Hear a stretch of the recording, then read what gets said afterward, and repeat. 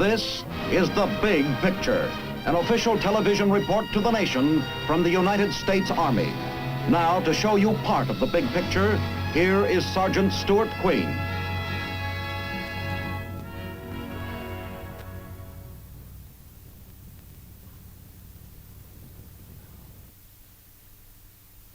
Most of the armies of World War II had specially trained mountain troops.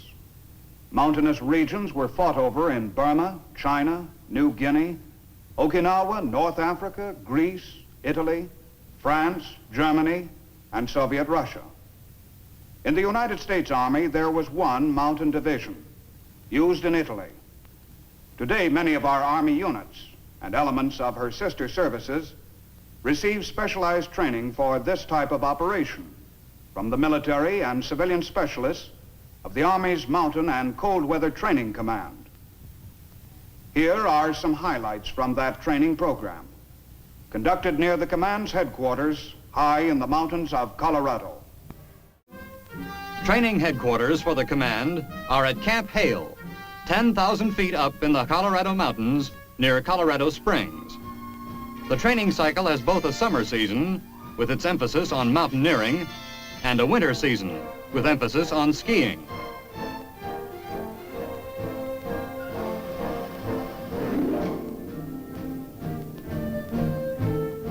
Camp Hale has the two main requirements for mountain and cold weather training.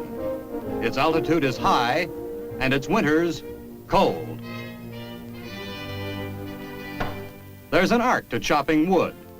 This man hasn't quite mastered it, but he's learning. And in these cold Colorado winters, he'll get plenty of practice.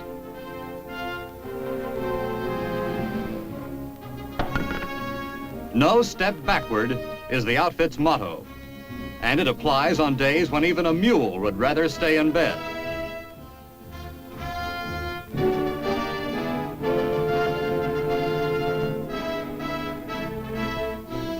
Men arriving at Camp Hale may begin their training in any one of a number of ways, perhaps with a graphic demonstration of the value of the skills they are about to acquire. They learn that the human foot is not a very efficient means of locomotion where the solid earth is covered with 3 feet of snow. Snowshoes, worn by the file of men on the left, is one answer. Distributing your weight over a large area, a pair of snowshoes will keep you from breaking through the surface of the snow. With snowshoes, you can overcome the snow. With skis, you can actually take advantage of it. Like the file of men on the extreme left, you can move even faster over the snow than you could walk on solid ground.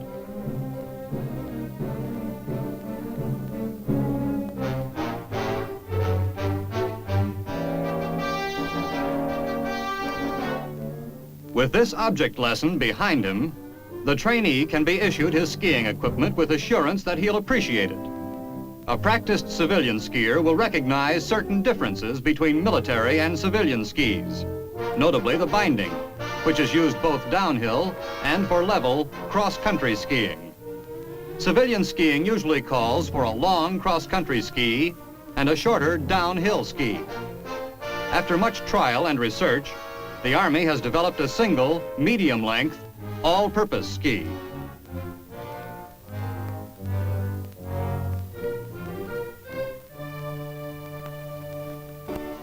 Such facts are of interest chiefly to the experts, however, and our typical Camp Hale trainee is far from being an expert.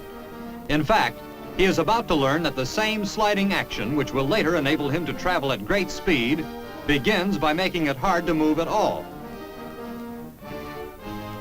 The problem here is the same as for children learning to roller skate, except that the skates, in this case, are 7 feet long. Of course, the snow is a little more accommodating than a concrete sidewalk. On the other hand, in snow, it is not always easy to get back on your feet again.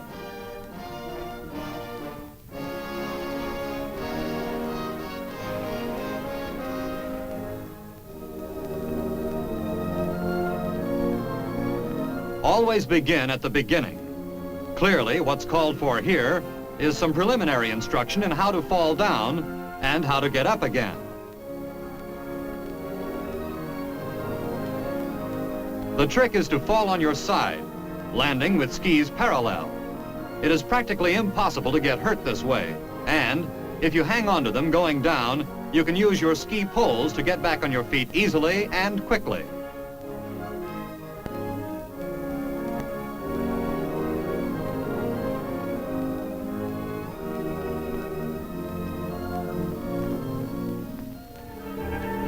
You learn faster than you expected, and in no time at all, you're snow plowing down a slope in the training area. This is a technique for reducing speed when coming downhill, a very valuable skill for the novice skier to have. Of course, there's always one sure way to slow yourself down.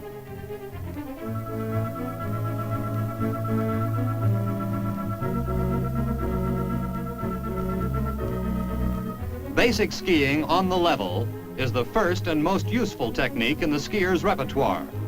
Only when that is mastered can he advance to the more spectacular downhill phase of the craft.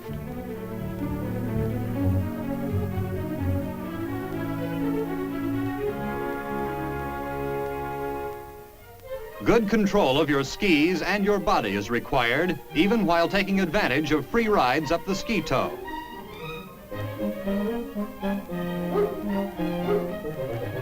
You continue to progress, and in short while find yourself feeling like a champion, which in fact this instructor is.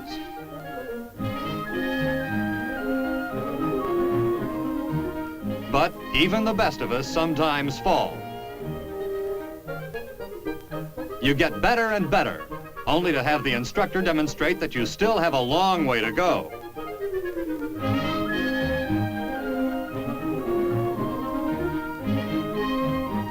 This maneuver, known as bump riding, is indispensable to the military skier, who cannot expect to do all of his skiing on the specially prepared courses of a ski resort.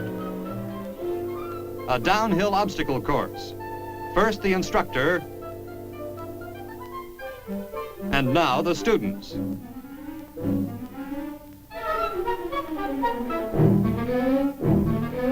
Although firmly packed, the snow here is quite deep. Hazardous as it looks, none of these men was injured. This is the only way to learn, and gradually, you do learn. Ski photography is itself an art. Scenes like this raise the question of where was the cameraman when he took the picture? Our big picture camera crew solves the problem on a railroad flat car.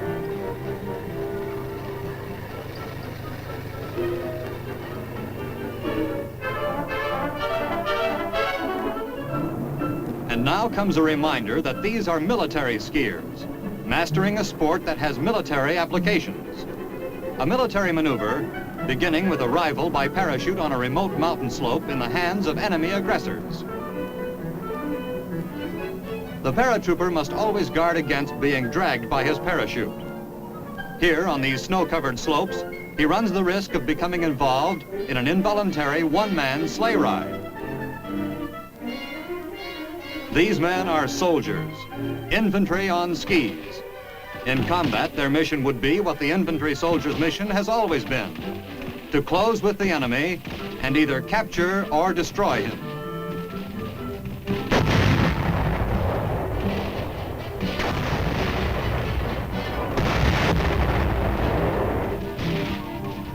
Long before arriving at Camp Hale, they underwent the basic training of an infantryman, itself a rigorous course of instruction. What they are learning now are the special applications of the infantryman's skill to the problem of fighting on skis or snowshoes. To a man with a rifle, skis may be either a handicap or an asset, depending on whether he knows what to do with them.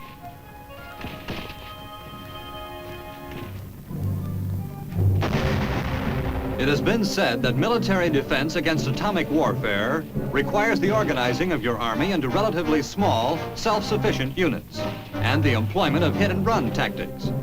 For that sort of operation, ski troops are already remarkably well qualified. Sudden surprise thrusts by small bands of self-sufficient men have always been the fundamental tactic of the cold weather soldier. This is a rigorous, often exhausting occupation. But its incessant practice by such men as these is vital to the security of our country. The reason is immediately apparent from a glance at this map. In the past decade, the once remote Arctic has become one long frontier. At one point along this frontier, the two most powerful nations in history lie just 56 miles apart.